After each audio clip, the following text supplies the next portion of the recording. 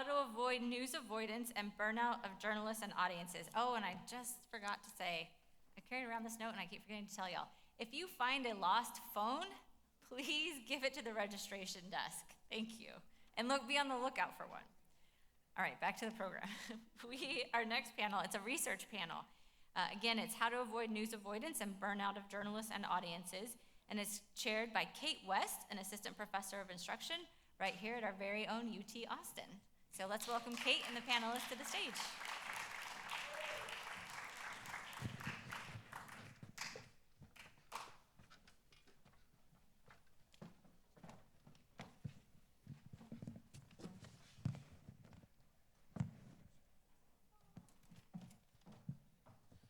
Hello, good afternoon, everybody. Thanks for sticking around, coming back after the coffee break. We really appreciate it. I don't know about you guys, but I have been blown away today by all of the guest speakers that have graced this stage, and I really can't think of a better time for this panel to come up within this conference talking about news avoidance and talking about burnout among journalists, because at this time in this conference, we've heard about companies having to lay off journalists. We've heard about the difficulty in being able to talk to sources. We've heard about the difficulty journalists are just facing across the board. And I think it's really important that we talk about the mental health of our journalists and how we can make sure as news organizations and as journalists, we can make sure we are keeping journalists mentally healthy. As Summer mentioned, I'm Dr. Kate West. I'm an assistant professor of instruction here at the University of Texas. I primarily focus on broadcast journalism, but I also teach one of our first classes dealing with preparing students for the mental health challenges associated with our wonderful profession. And I want to be able to introduce our wonderful panel that we have today as well. This afternoon, we are going to be hearing from Dr. Benjamin Toff, who is an associate professor at the University of Minnesota and the director of the Minnesota Journalism Center. Today he's going to talk about digital platforms that might be driving the news avoidance. Dr. Sandra Vera Zambrano is an associate professor with Universidad Iberoamericana in Mexico City. She's going to be talking to us about why journalists continue their careers despite financial instability and declining prestige. And finally, Dr. Stephanie Edgerly, a professor and associate dean of research at Northwestern University. She is going to be talking about a survey she conducted with journalists here in the U.S. about news avoidance and having them explain it and offer their thoughts if anything can be done about it. And knowing journalists, they probably had a few thoughts about things. But I really want to talk today about a call to action for our newsrooms across the country and what we can all do to help our journalists not only working in the newsroom now, but coming up who will be in our newsrooms to be able to be prepared for what to expect. I spent 20 years as a broadcast journalist working in various newsrooms across the country as an anchor and a reporter and at times a producer. And when I think back on how many times someone came up to me after covering a story and said, "Are you okay? Do you need to talk? How are you doing?" That happened in 20 years twice. For those of you who are journalists in this room, raise your hand. Who's journalists out here? Working journalists. I see a couple hands. It's hard to see with all the lights. How many times have you been asked, after coming back from covering a difficult story, are you okay? Do you need to take a break?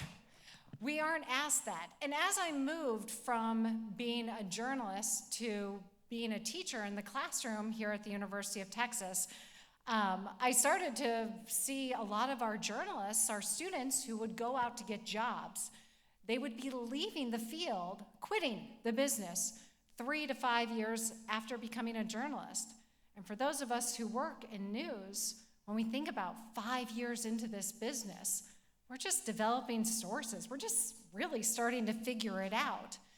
And I just kept thinking, oh my gosh, we're going to continue to see a revolving door of journalists if we don't do a better job of preparing our journalists for the mental health challenges associated with our jobs. And so I looked for a book to be able to put in my classes to help prepare them. And all I could find were research and books dealing with the mental health challenges associated with being a foreign or war correspondent, which makes perfect sense. They deal with so much. But when you actually think about it, most of us started working in local news. I started in Clarksburg, West Virginia. We start in small spots, and that is where students coming out of journalism school, that's where they go before they make it to the New York Times or the Washington Post, the Atlantic, or become a foreign correspondent. And so I thought, if we can prepare these journalists, soon-to-be journalists, for the mental health challenges associated with our profession, then they will be better prepared when they are covering a fatal car accident, a fire, a shooting, mass shootings, for how they're going to feel, what they're going to think, and how they're going to be able to deal with it. I loved when we had the panel covering Trump 2.0, and we heard the journalists kind of show how their coping skills were. They kind of laughed about it. One enjoyed a hug from their 2-year-old. Eugene mentioned just seeing his dog. We have these coping skills because a lot of us in this room are probably Gen Xers. We grew up with, you just kind of get over it and move on. The thing is, our Gen Z folks are not willing to do that. And so we have a whole new style of journalists that's coming up in this profession. And as newsroom leaders, we need to be prepared for how we're going to be able to deal with them. Because the main struggles our journalists are facing are stress, then that leads to burnout. And moral injury is something we are dealing with more and more as we become a divided country and we are dealing with politics that maybe we don't agree with. So I want to encourage newsrooms to implement and start implementing some changes within their newsroom. And this comes from talking to journalists and from myself and my colleagues' own experiences. You may look at this and say, well, we already do some of these things. But I ask you, how consistently do you do debriefs and check-ins with your reporters after they've come back from a tough story 1 week down the road, 1 month down the road? You might have newsroom mentors, but does it stay consistent? So let's talk about a couple of these things. Debriefs and check-ins. When you come back from covering a tough story, what if you sat down with that journalist to be able to talk to them about it? How are you doing? Do you need to talk about how you're feeling, what you saw, what you heard? We deal with people's worst days. Why not? And then newsroom mentors. Oftentimes when you're a new journalist, you start out, get paired up with a more seasoned journalist, but how often do those relationships continue? Do you continue to check in with that person? Or does life move on and you just kind of did your job of pairing somebody up and then move on? I think it's really important that we continue to be vigilant about making sure our younger journalists are receiving help from more seasoned journalists, not only feedback on their work, but dealing with newsroom politics. Any of us who have worked in a newsroom know there's lots of different political aspects to how newsrooms are run, how we can go about talking to people, have them help out. Rethinking how we cover a story. Do we need to go knock on the door that everyone else is going to go knock on to talk to the family who maybe lost a child? Is there a bigger issue to this story that we could cover?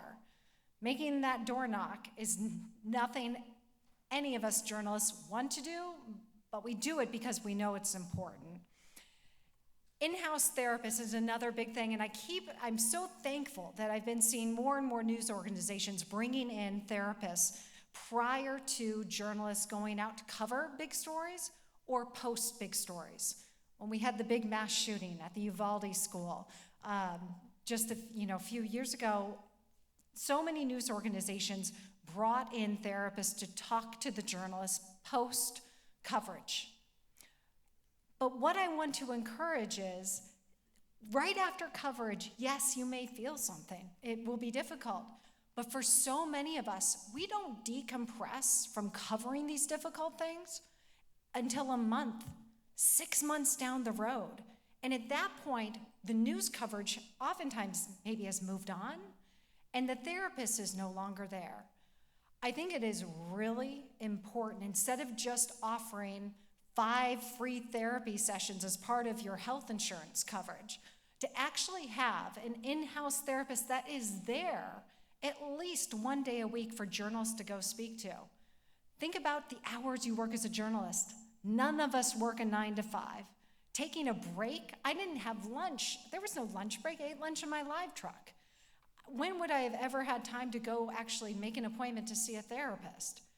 We just don't have that luxury as journalists because we are committed to what we're doing. But we also need to be able to talk about how we're feeling with this. And I think it is really important that as we move on in this field, we really need to think about providing that service in the newsroom. We have action plans for breaking news, for breaking weather, for all sorts of situations, but do you have a mental health action plan in your newsroom if something bad happens? Your journalists are out covering difficult stories. You need to have a plan for how to help them, not just post, but again, weeks, months after. Look at the journalists that covered the LA wildfires just the other month. I just spoke to one of the reporters at the NBC station, and she was telling me, their coverage is going to continue for years because of the climate aspect of things. And what she's dealing with is tough. And so you need to think about the long-term coverage. And then the previous panel talked about this, providing a living wage. I can't tell you how many of my students, when they get offered a job, double check and think, should I even do this? I had a student last week who was offered a producing job at a station in Tampa, Florida, paying $20 an hour. When we ran the numbers, it comes out to about $40,000 a year. She was going to turn it down, and I said, look, that's actually about $10,000 more a year than most of my students are being offered. That's not much to live off of. And we all in this room probably have worked for very little because we're passionate about what we do. The thing is, this next generation, they are not willing to just take anything. And I'm really proud of them for that. I made $12,500 a year at my first job in Clarksburg, West Virginia, and I was just thankful to have a job. Because there were a stack of other resume reels that would have gotten my job if I didn't take it. But that is not how this next generation is working. And so if we want to keep good journalists, we want to keep them from being burned out on the job, these are some things that we need to be able to do. Thank you very much. I appreciate your time on that. And the next one is Dr. Benjamin Toff.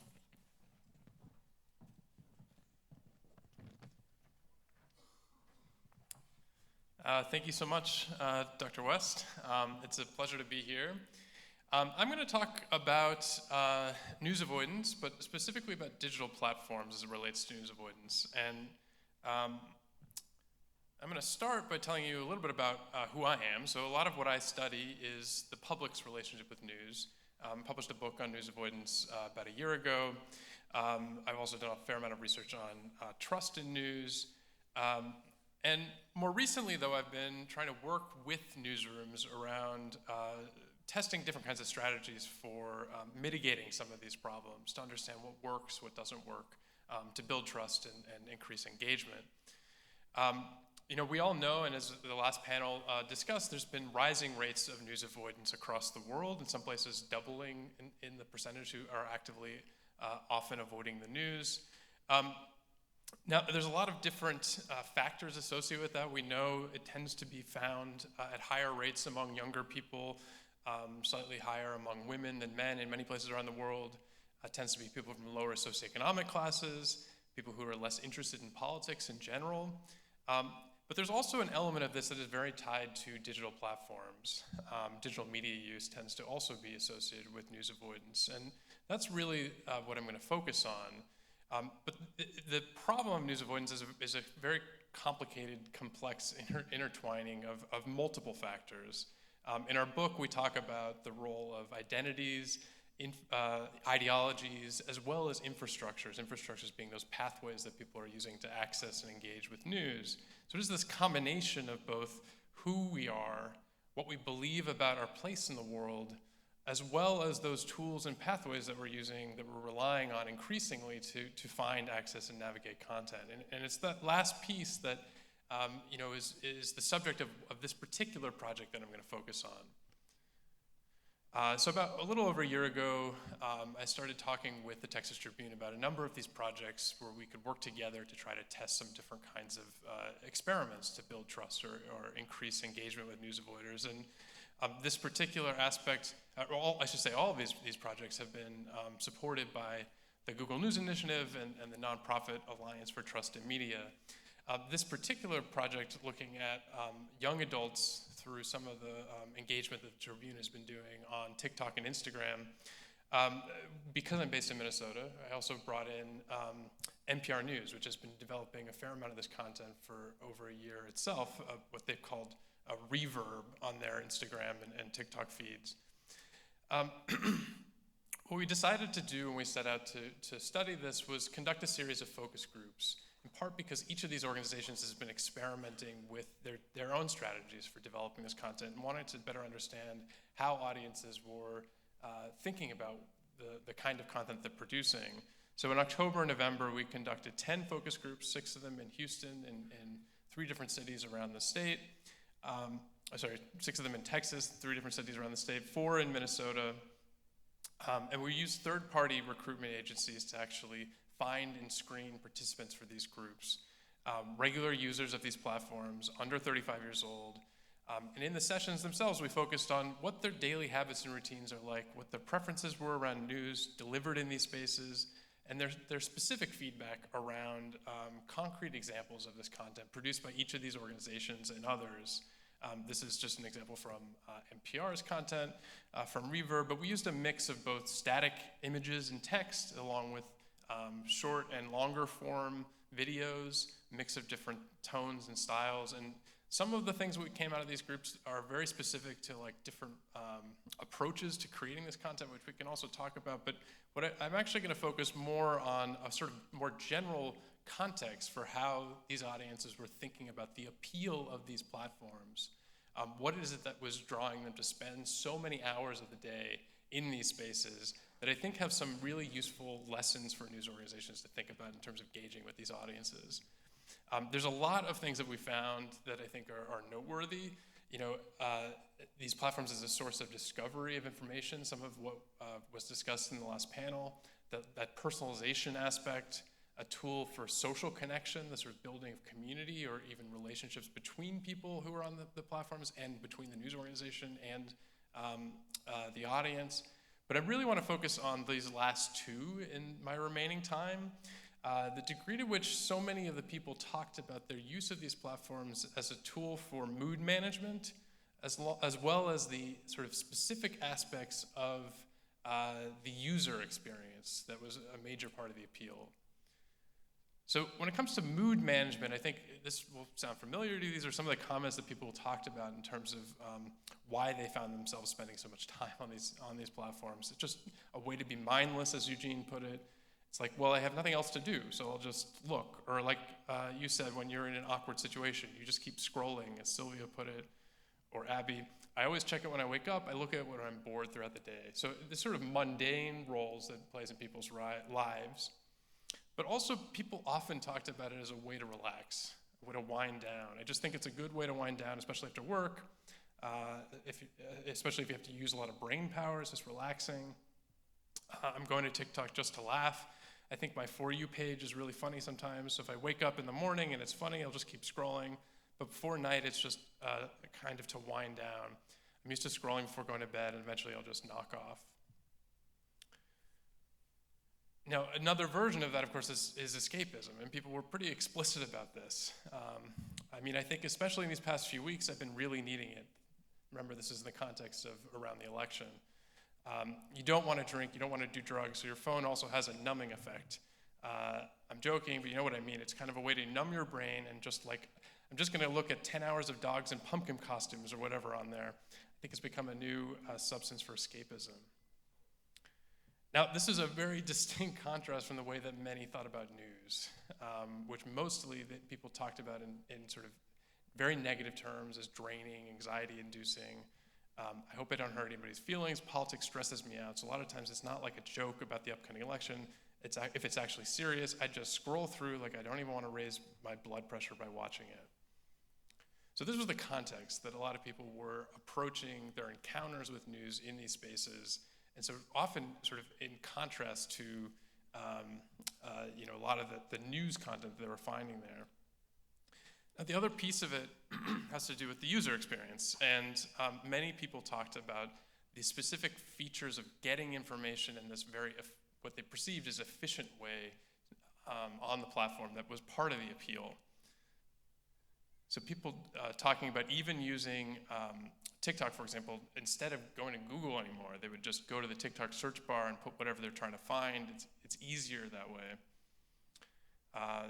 People talking about the scrollable option around it that is part of the appeal, being able to sort of feel like you have control over just flipping through, taking in a lot of information all at once in a very efficient way. Of course, that efficiency around it is part of the obstacle for news organizations. You know, the platforms themselves try to keep those users in those spaces as much as possible. So people talked about how they were very unlikely to go to the link in bio page on Instagram to actually follow up to get more of the content. And others talked about just how unappealing trying to access news directly from news websites often was. Lucy talked about encountering paywalls, where she referred to them as the news organizations blocking her from being able to actually access the content. Ryan talked about trying to go to actual news websites and finding that the video either never loads, or it's just frozen, or it's ad city, and I see more ads in the actual whatever they're covering. So obviously people would see news in contrast to the benefits of getting information in these spaces and staying in those spaces. Now, each of these, I think, do have an asterisk aside next to them, because as much as these were both a big part of the appeal of the platforms for accessing information, including news when they did encounter news, it's also the addictive aspects of these platforms that many people talked about in a very negative way as repelling them. And I do think that this is part of what is also driving some of these expressions of news avoidance. A lot of people really talked about how addictive these platforms were, a bad habit they're trying to kick, the double-edged sword of the algorithms. Jimmy saying TikTok was just taking over so much of my life, it's just a little too much. And they had also talked about complex strategies they had adopted to try to actually limit their time on these platforms. So Byron talking about actually downloading an app that would require him to take 15-second break to breathe or meditate before actually consuming any of that content. Isabel talked about using the limits in the phone to actually prevent or be more aware of how much time they were spending in these spaces. Renee actually talked about letting her own phone die as a strategy to not actually be on the platform. And I was just struck by how much people had this very love-hate relationship with the series of hours they were spending in these spaces. And because they had become so dependent on actually seeing the news when they did see news in these spaces and not going elsewhere for it, the platforms themselves were also driving a lot of their resistance to news itself. And what that meant is that many were not seeing much news altogether. Penny, for example, had this to say: at the end of every session, I'd ask people directly, if you imagine you could speak to publishers, editors from news organizations, what do you want them to know about how to reach people like you on these digital platforms? And Penny went on a bit of a rant, but she said, you kind of have to move with the social media times.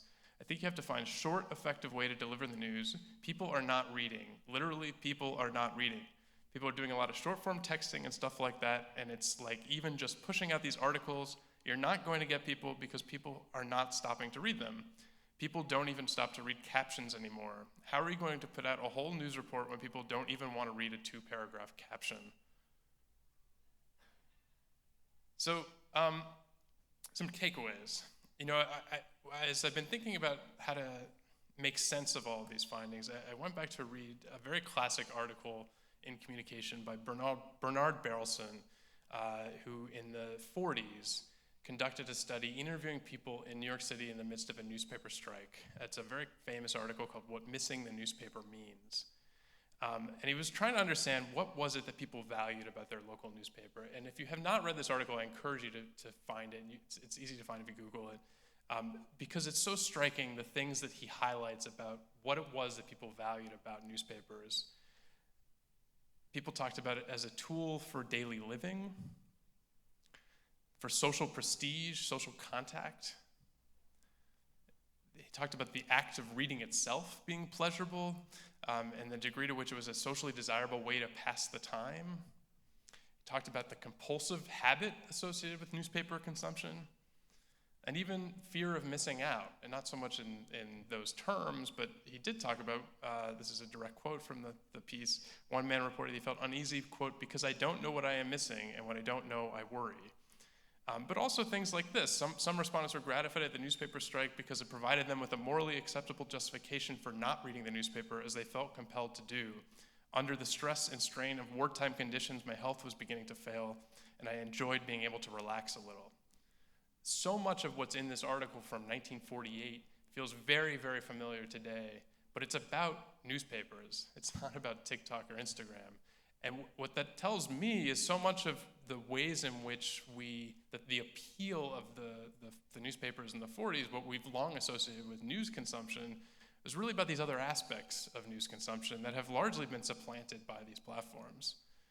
And news on these platforms is largely secondary. It's absent in many cases from many people's feeds. People often feel informed enough with what they are getting.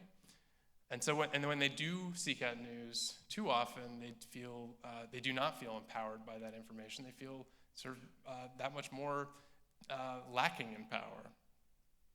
And so solutions, I think, have to involve developing new kinds of habits and routines, preferably less dependent on those platform algorithms, because that is, of course, the other major challenge here in terms of reaching these audiences in these spaces.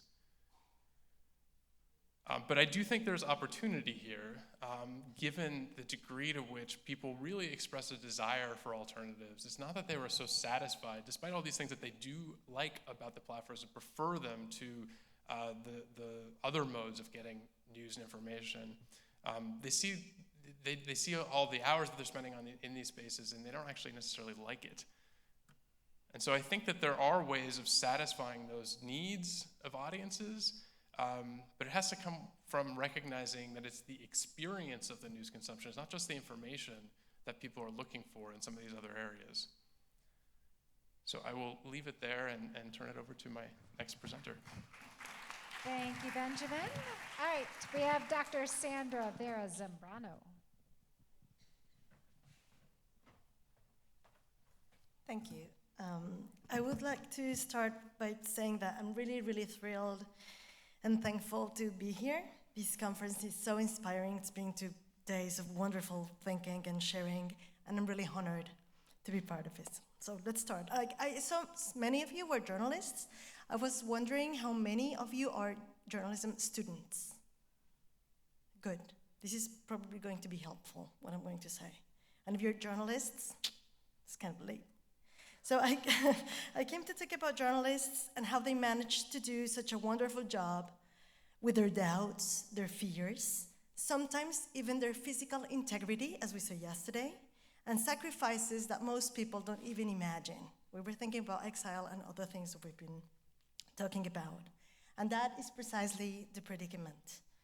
Even when everything seems to fall apart, you, journalists and journalism students, take a deep breath and make the show go on. Anywhere in the world, this study comes from like a French-American comparison, but it seems to be regular in other countries as well. There is a semi-conscious, self-convincing routine that today is a new opportunity to make it happen. So, who and why would someone pursue a career in journalism today? Well, Matthew Powers, who's a professor in UW in Seattle and I have spent over 10 years searching for an answer. What we propose is a sociological approach about what journalists are and not about the work they do. Most of the research on journalism is based on what people do and not who they are, and we focus on who you are.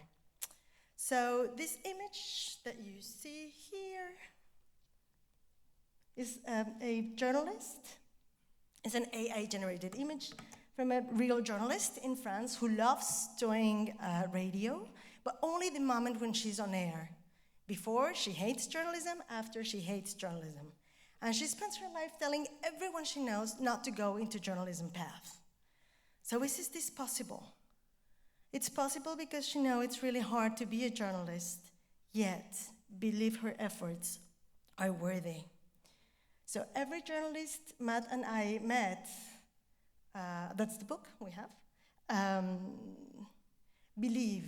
they do believe that what they do is worthy, what they do is worth a candle, and that's exactly the illusio.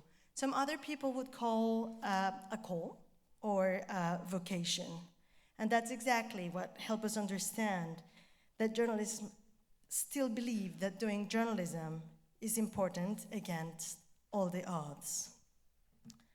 So we interviewed 76 journalism in Toulouse, in France, and in Seattle through longitudinal space. We saw them for like 2 to 3 times for 10 years. And we chose to compare France and the US because they are usually opposed in journalism models. So we wanted to see if there were like opinion versus facts or the weight of Paris in France and a more metropolitan, diverse space in the US. Our bet, though, was not exactly to compare nationalities or countries or cultures, but to say, let's look for similarities in sociological terms. So what we suppose is that a Frenchman coming from a popular origin, social origin, would have much more in common with an American woman coming from the same origin than their counterparts in the other side of the social spectrum.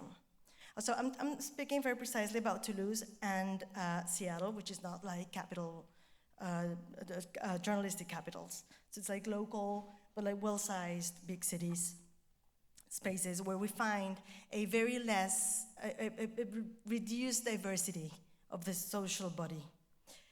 So the first similarity that we found, and we didn't expect that, is that journalists in France and in the US still believe that what's worth doing of journalism comes from the 19th century. So those values that we appreciate in journalism today come from like many, many years ago. And that was interesting because journalism in the 19th century offered a great life.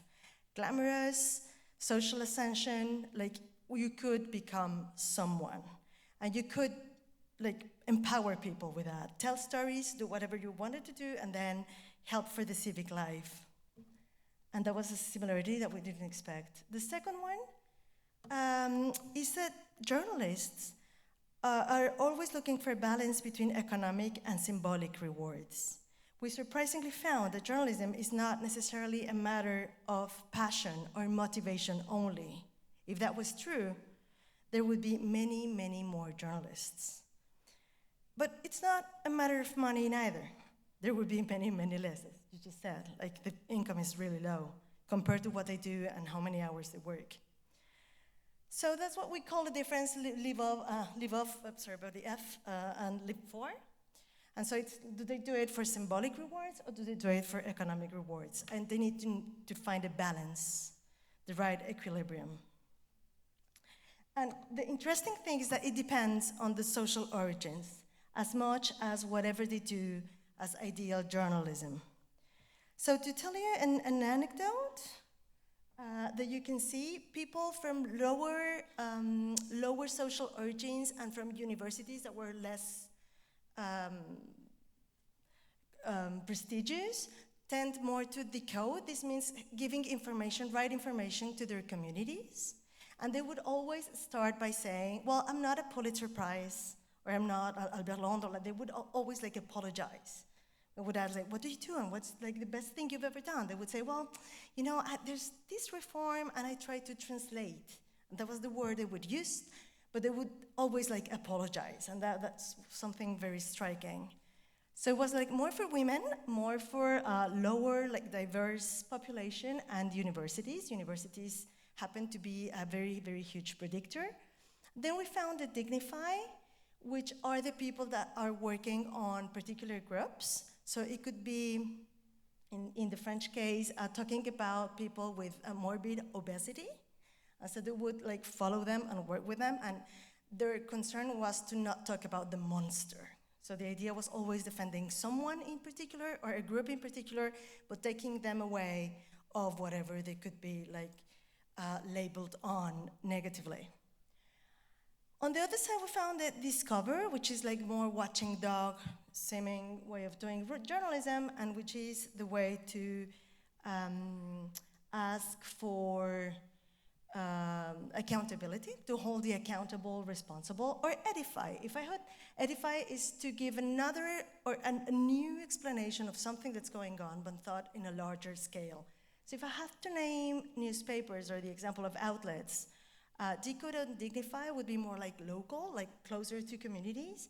Discover would be like the New York Times, and Edify would be like the New Yorker.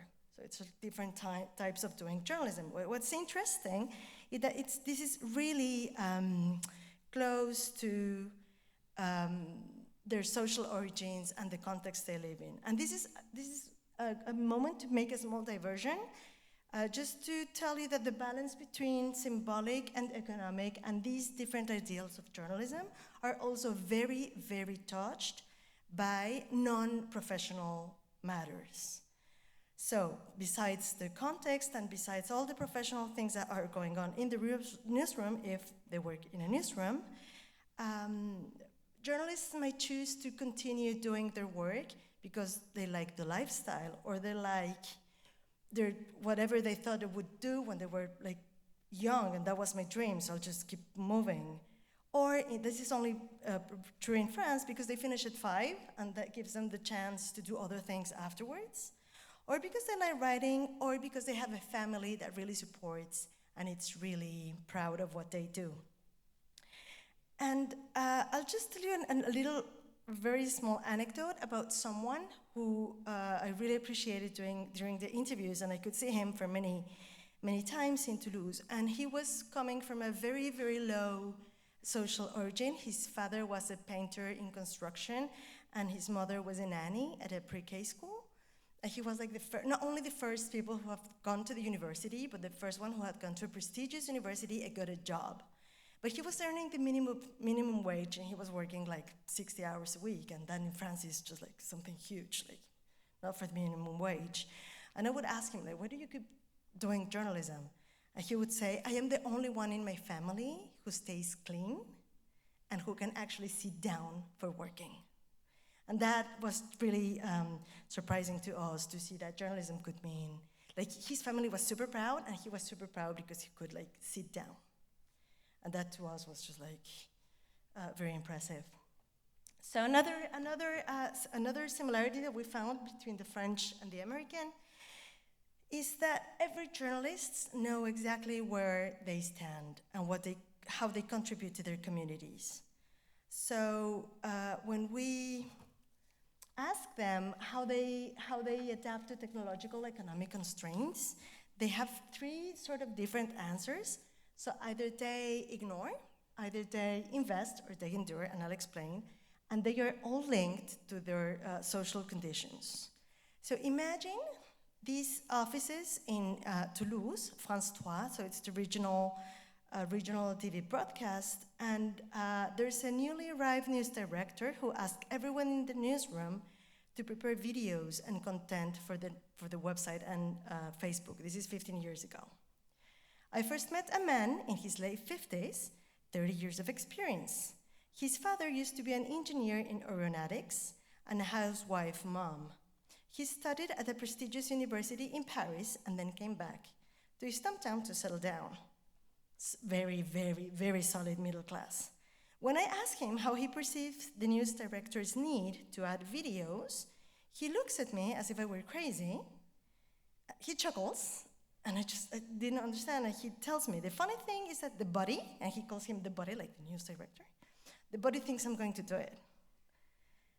And then, just afterward, I have another interview, and I meet a woman in her mid-20s. It's her first regular job. She studied in the public regional university and was born and raised to a family of primary teachers who live 2 hours away from Toulouse. When I ask her exactly the same question, what do you think about these new things that you have to do? You have to do videos. She answers me, but very naturally, well, I just bought an iPhone. And it was so natural for her to increase her workload. And for the other man was so unnatural to increase the workload that we could see sociological differences. Final similarity. There are no rules to quit journalism, but one. One leaves the profession when A, the balance between symbolic and economic reward is not fulfilled, and B, when the illusio is broken. What I believe is the most interesting thing about living journalism, for all these people that we saw 10 years after, and they were bitter and they had lots of nostalgia, but they thought it was the best thing they could have done. For example, journalism might be the best option at the age of 22, but an absurd 10 years after when a woman wants to have children and live peacefully. In conclusion, why someone pursue a career in journalism today? Journalists have the illusio, or the call, or the vocation to manage disappointment. What is magical is that every single person does that differently, according to one's position and disposition, meaning their context and their history. Optimistically, these different social horizons allow everyone to find a place in journalism and do their best until they don't. And finally, as someone said yesterday, thank you for your service. Thank you. Thank you so much. We're going to have Dr. Stephanie Edgerly.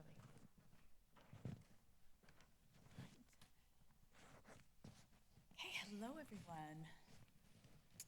Right, there we go. All right, so why do people consume little to no news? Ben gave us some reasons that people have for consuming little to no news. My focus is going to be a little different. I'm interested in how journalists are thinking about news avoidance. And here is an image that ChatGPT generated when I asked it to create an image of a news avoider. Really interesting, right?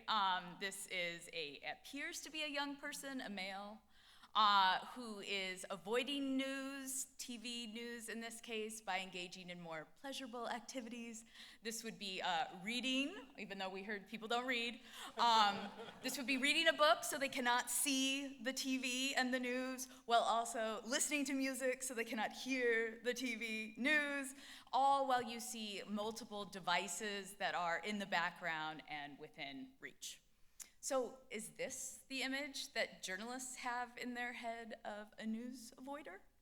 Well, short of asking journalists to draw their own image, which don't put it past me, I love a drawing exercise, this was something my co-author Ruth Palmer and I were trying to get at by asking journalists a series of questions about their explanations for news avoidance and also their solutions.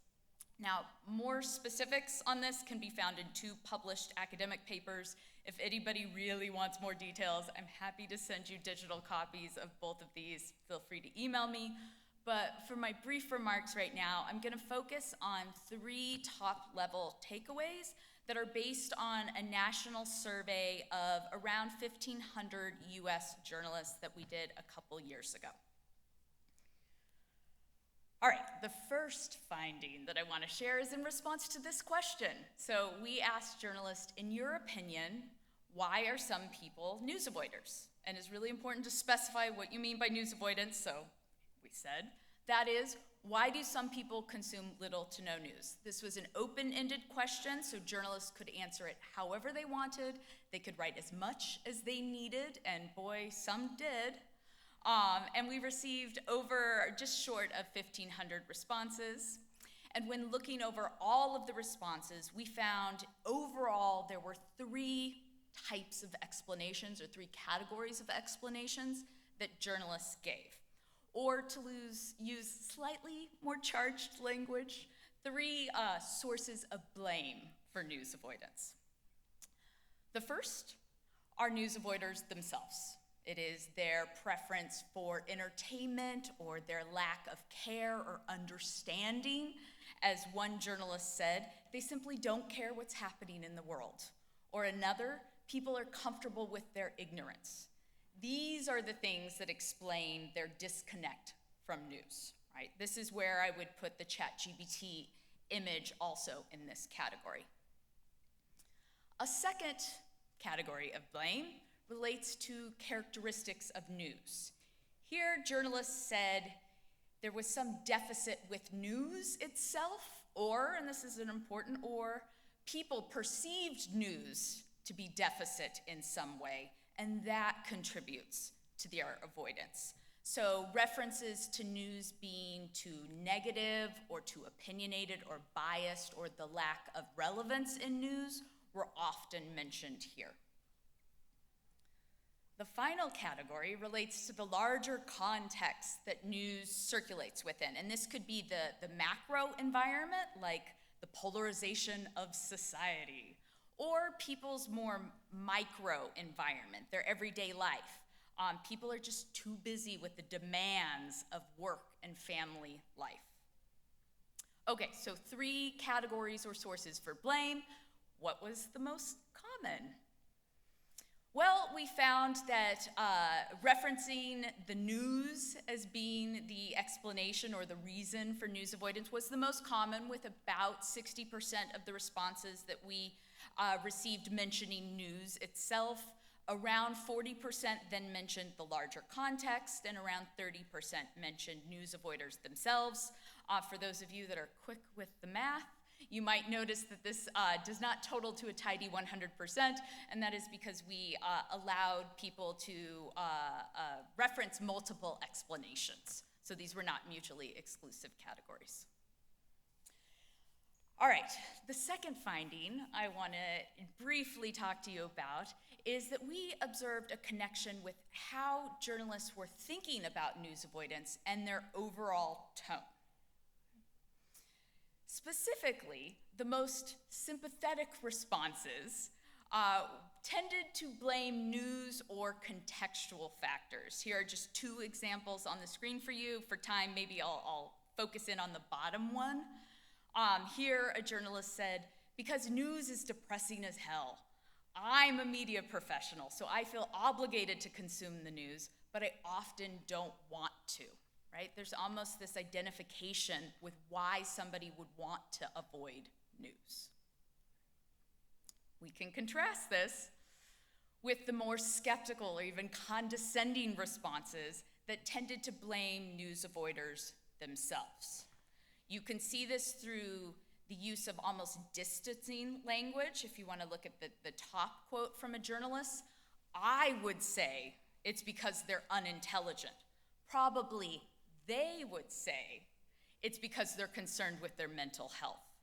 Or you get the very interesting use of scare quotes, right? They don't want to see bad news, right?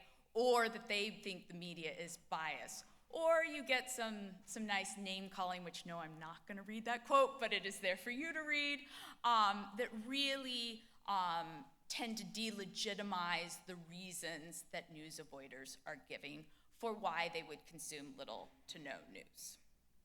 Okay, the last finding I'm going to leave you with is a little bit more forward-looking. Okay.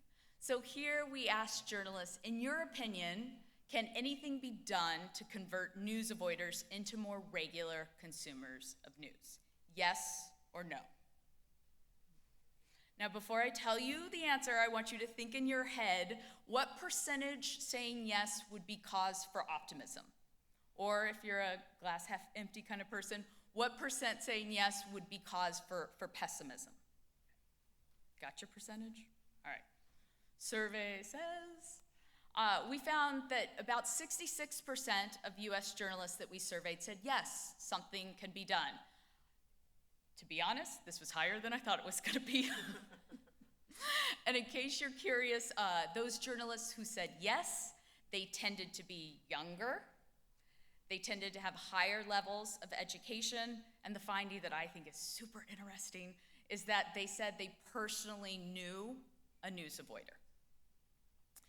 Against what I thought, we did not find any differences for your position in a news organization or the type of news organization that you worked in, whether that was national, international, local, whether it was print, newspapers, online, TV, magazine, radio, no organizational differences. This was largely grounded in who you are, what are your individual characteristics, not your professional characteristics. So I'm gonna wrap up my initial comments there, but I do want to give a shout out that we did also ask as a follow-up question, people who said yes, an open-ended question of, okay, so what can be done to convert these people into more regular consumers of news?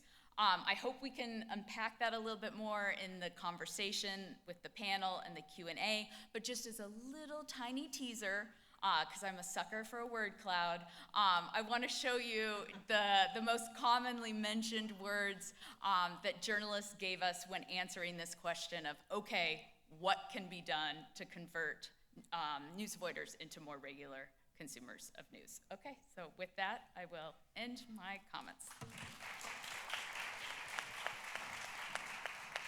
Thank you, Steffi. All right, well, you can't leave us hanging. What is the answer? What is the solution that they were talking about? We saw local on there as a big one. So many people said yes. Is this, yes? Okay, great. So, there's not one solution, but I will say journalists, and this is not surprising, tended to focus more on internal, what can news do, which I think is often when you're wearing your professional hat, what you will focus on. And there were two big things that were repeated over and over again. And the first is one that both of them we've heard often throughout the last 2 days. But the first was like, we gotta make news more relevant.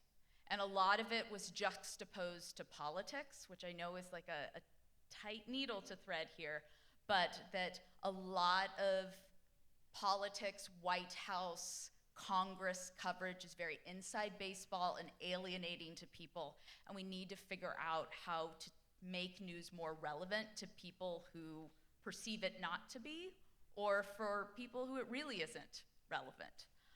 And then the second one, which I think is like really complicated to unpack, and there are many, many layers to this, but it was, we gotta make news more positive. We have to figure out how to make news more empowering. If we're gonna tell bad, horrible, important news, how can we follow it up with something that is more action-oriented, something that is more uplifting, not necessarily like, oh, look at that cute little puppy, but how do we sort of be more mindful of striking this balance of positivity with negativity that is, of course, gonna accompany news? Yeah, and it doesn't surprise me that journalists are saying these sorts of things, because when you go out to do a story, people love to tell you why they don't watch your newscast or why they don't read your publication. It's almost like they wear it as a badge of honor of, I don't watch the news. So I love hearing that to make it more relevant. Benjamin, I want to talk to you about the findings you had, because they were really relatable to what people said, why they're consuming social. The thought process for a lot of journalists had been, we need to meet people on social, promote our content, and be able to have them identify with our brand like us. So then when the big story happens, they'll turn on our station or look on our website or read our paper. Is that no longer the case? It's not that that's no longer the case. I think that instinct is right. You have to be in these spaces, given the number of, just the sheer volume of hours that this demographic is spending in these spaces. You have to meet them where they are. But I think you have to be strategic about thinking about what that relationship looks like in that space, given the context in which people are approaching getting information out of space, where it is such like fleeting, split-second decisions about whether to engage in the content, and often sort of limited to that space. And so you need to have clearer, easier pathways for converting that audience to building a relationship with you outside of that space. Because they aren't even necessarily paying attention to the organization, the branding, the who you are part. It's all just content for the most part. And so really differentiating what is unique about the underlying reporting of what is being done here that is not just like all the other content that people are seeing in those digital spaces, as well as like, too much of it I think is coming from a place of like, we're already producing all of this content, we're gonna use this space to now promote it. One of the things that I found really interesting on the sources of discovery piece of the appeal of platforms is it's not that people were interested in like totally different kinds of content than local news organizations are actually producing. A lot of what they said they liked about seeing in these spaces were things like new restaurants opening in their community, new businesses, new things to do in town, interesting people, slices of life. It's the stuff that local news outlets have long specialized in providing for their communities. It's just that most of the content they're getting like that is not from their local news outlet. It's from a local influencer or local creator. And there's no reason why news organizations can't be creating more of that content to serve those needs and those expectations about what those audiences want. It doesn't all have to be the hard-hitting, really negative news, but that's how you build that initial relationship so that then they know who you are. One of the experiments we did with Minnesota Public Radio, in parallel with this study, was a field experiment where we asked a group of young adults to actually follow NPR News on Instagram over the course of the election. And there was a big reduction in just the percentage of people who said they weren't familiar enough with who NPR was to know whether they could trust them. And in addition to that, there was a big increase in trust towards that organization just from seeing that content more regularly. And so it is about being in that space, but it's also about providing content that is sort of meeting the needs or expectations of the audience in that space. Great. And Sandra, I want to talk to you about the fact that, as journalists, we get into this position, this profession because we're passionate about this is what we want to do. But how do we keep our journalists from getting burned out so quickly? Well, thank you. I think the first thing to think about is to be aware of. And I think that younger generations are very, very aware of what's going on and what's going to become the after life in work, and that wages are low, and that schedules are just like 16 hours per day, that it could be very difficult. So I think the first thing is to know, and the other thing is not to only believe that passion can hold everything. So as they say in French, like it's not like relationships that are not built of love and water. So it's not only about love and water, it's just love and an income and a real life after work, and like a whole balance. And I think younger generations are very aware of like not having to sacrifice themselves, and that our generation, at least like I think our generation, was very based on like sacrifice. You're in journalism. Oh, you're going to work a lot. Oh, you're going to earn very little. Oh, and if you move to Mexico, your life might not be totally guaranteed. And we accepted that as part of the passion, but passion does not allow people like to remain forever. It's very difficult. So just like to be aware. Sorry, thank you. It's still the best profession any of us It can is, ever it do. is. Hey, let's thank our panel, everybody. Great job. Thank you.